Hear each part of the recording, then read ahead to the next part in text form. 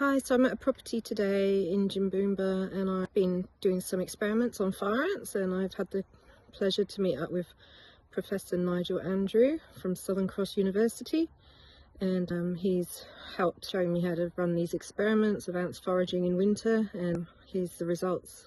So we found a fire ant nest here. I put this food out at 12:58, it's 1:38 now, and I'm with Professor Nigel Andrew. Well, what we do here, we're following a protocol called the School of Ants protocol. So where you put out different food sources on a sheet of paper, on a card, and find out what ants are actually locally in your area foraging. So the School of Ants protocol is putting out a bit of cabanossi or meat, a Scotch finger because they're found everywhere in Australia, and also a bit of cheese. It's a bit of fat, so you have protein, carbohydrates and fats.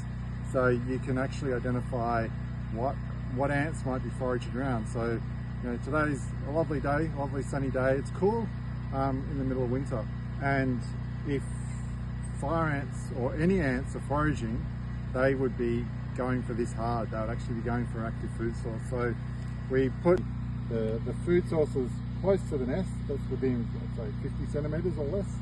And over the time that the food's been out, there's no fire ants actually foraging. It's an active nest on a fence through, but we looked at it to see what would happen.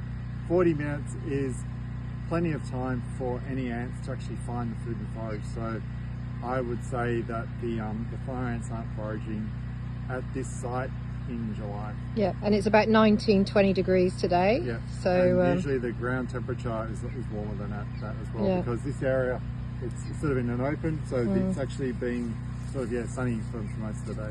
What we have noticed in the ants in southeast Queensland is that they are still active and foraging during the winter period. We are changing our strategy so that we're able to treat in the cooler parts of the year. Yeah, and what we've observed over here with the other food is there's another ant's nest here, but they're the native ants. There's a nest of sugar ants. Again, not a lot of activity. They're moving around, but they're certainly not foraging, and that's what you expect in the middle of winter. You don't expect a lot of ants to be foraging around. They're sort of going around tasting the food, but they're not bringing their nest mates back to go, there's great food here.